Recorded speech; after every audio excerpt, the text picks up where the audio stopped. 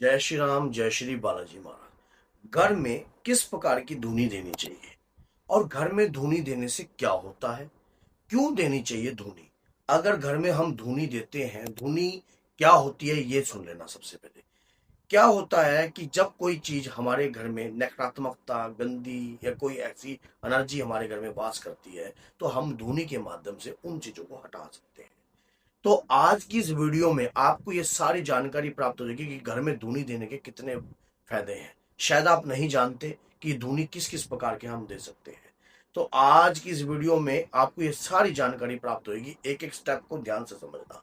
अगर आपको ये वीडियो अच्छी लगती है और आप हनुमान जी के भक्त हो तो चैनल को सब्सक्राइब करना और बेल आइकन बटन को दबाना और वीडियो को शेयर करना ताकि किसी भाई का भला हो सके।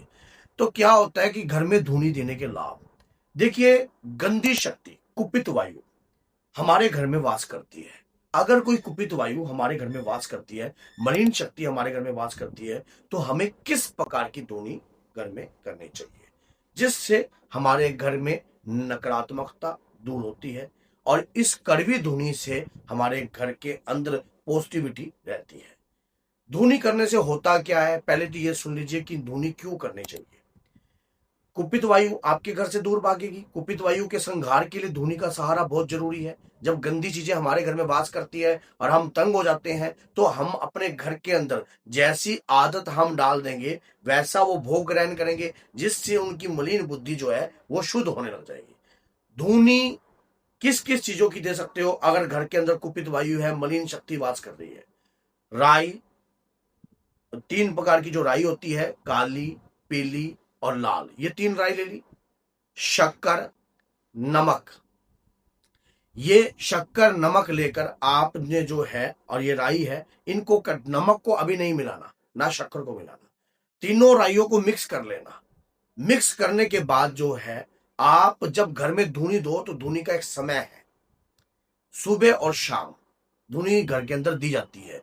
सुबह जब आप नहाए हुए ना हो तब धुनी दो और संध्याकालीन भी ऐसे ही कार्य करें। धुनी के लिए कोई स्नान आदि करना की जरूरत नहीं होती, घर की शुद्धि के लिए धुनी होती है। एक गाय का उपला ले लीजिए, गाय के उपले को गैस पर सुगलाइए। सुगलाने के बाद जो है राई, तीन प्रकार की राई, शक्कर, नमक, इसकी धुनी देने से घर के अंदर कुपित वायु टिकती नहीं है। अब कोई किसी व्यक्ति के अंदर अगर कोई नकारात्मकता है तो ये धुनी नहीं देनी है। ये धुनी नहीं देनी है। अगर किसी व्यक्ति के शरीर में नकारात्मकता है, घर में आपको महसूस होती है कि कुछ है, नकारात्मक नेगेटिव एनर्जी सी महसूस हो रही है, तब वो धुनी दो जो मैंने अभी बताई है। अगर आपको ये महसूस होता है कि किसी व्यक्ति के शरीर में नकारात्मकता है या शरीर में असाध्य रोग बना हुआ है, तो क्या धुनी देनी है? राई, शक्कर, नमक, अजवाइन, 11 बूंदे सरसों के तेल की। जब आप ये प्रक्रिया करते हो उस वक्त धुनी के सरताज श्री प्रेतराज सरकार का ध्यान जरूर करना है।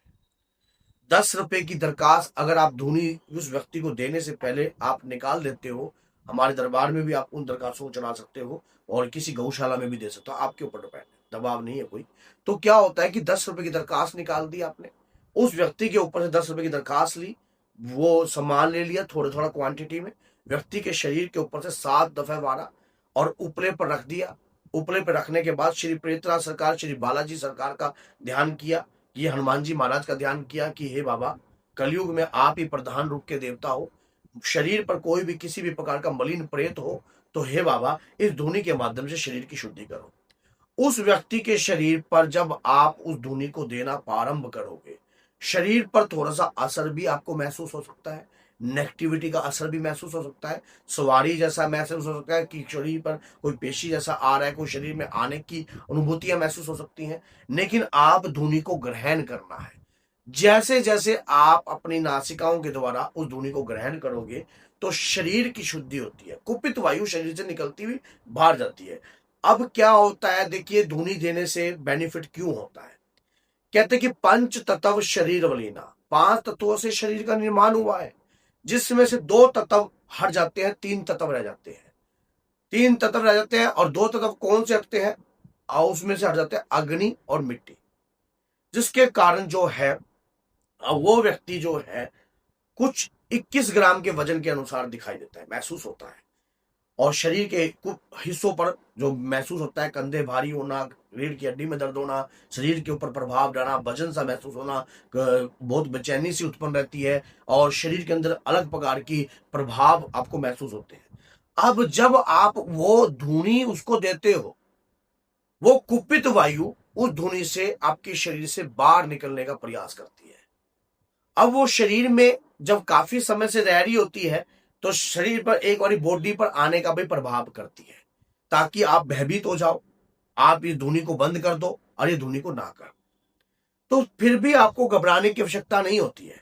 आप बाबा की जो दरखास्त लगाई है उसी से चमत्कार होगा। आप कहना कि बाबा के प्यारे गुरु जी को साक्षी मानकर मैं ये धुनी दे रहा हूं या दे रही हूं, ये दरखास्त उस दरबार के नाम की है, स्वीकार करो बाबा, और इस धुनी को इस व्यक्ति के शरीर में अगर कोई कुपित वायु है उसे निकाल दो। जैसे ही आपने धुनी देना प्रारंभ किया, आपको उस धुनी का आभास होगा कि धुनी से इस धुनी को लगातार 21 दिन तक दीजिए। जिस व्यक्ति के शरीर में कैसा भी प्रभाव हो, नेगेटिव एनर्जी का प्रभाव हो या कोई गंदी चीजें आपको दबाने की कोशिश करती हो, कर नहीं पाएगी। जो मैंने घर में कही है वो पहले स्टेप की धुनी है। सेकंड स्टेप की व्यक्ति के शरीर में, अब शरीर में असाध्य रोग, अगर आपके शरीर में असाध्य रोग है, मान लीजिए कोई बीमारी, बुखार, मियादी बुखार, पेट में पीड़ा, दर्द, बेचैनी ये रहती है, मार्केट से एक लड्डू ले लीजिए, एक बालूशाही ले लीजिए और 40 रुपए की, कम से कम 40 या 41 रुपए की, इतने की लेनी है, इतने की लेनी है जितनी मैं बोल रहा हूं। राई लेनी है, पीली रंग की सरसों, वो ले लीजिए। उस दौरान आपने 7 काली मिर्च या 21 काली मिर्च का चूड़ा उस राई और उस बालूशाही और उस लड्डू के अंदर मिला देना है। ये थोड़ा सा चिपचिपाट वाली चीजें बन जाएगी एक किस्म की। और राई जो है आपने लेनी 40 की है, लेकिन मिलानी उस हिसाब से है जब आपका माल एक गोली सी तैयार हो जाए। अब उसके दौरान जो है आप उस पर गैस पर सुगड़ाइए और उस व्यक्ति को देना स्टार्ट कीजिए जिसके शरीर पर दरखास्त जरूर लगानी है। कोई भी काम करते हैं अगर हम दरखास्त लगाते हैं बाबा की, वो स्वीकार होती है और उसी प्रकार से दुष्ट आत्माओं को सजा भी प्रदान होती है। जब शरीर पर असाध्य रोग कहीं पर बना होगा या शरीर में पीड़ाजनक कार्रवाई होगी, वो जैसा आप भोग दोगे, जिस प्रकार से आप भोग दोगे, आपका शरीर जो है शुद्ध होना महसूस करेगा कि वाकई में शरीर में शुद्धिकरण का वास हुआ है और शरीर में उस शरीर से। अब ये जितनी भी धुनी है देने के बाद क्या करना चाहिए, इन्हें एकत्रित कर लीजिए। जो ये 2 स्टेप मैंने बाद में बताए हैं, ये धुनी तो गंदगी में डालनी है बाद में देने के बाद। पहला स्टेप की जो धुनी घर में देने की है उसे आप नहर में भी प्रवाहित कर सकते हो या कहीं भी आप डाल सकते हो, खुले मैदान में कहीं भी। लेकिन जो जो ये स्टेप की है सेकंड वाली, ये जहां पर गोबर हो, जहां लैट्रिन पेशाब का सिस्टम हो, ऐसी जगहों पे डालिए। आपको तुरंत चुटकी भर में आपको आराम होने लग जाएगा। आजमा कर देख लीजिए, कर देख लीजिए। आप स्वयं कहोगे कि गुरुजी आपके बताई हुई जो धुनी है वो हमारे शरीर पर असर कर रही है।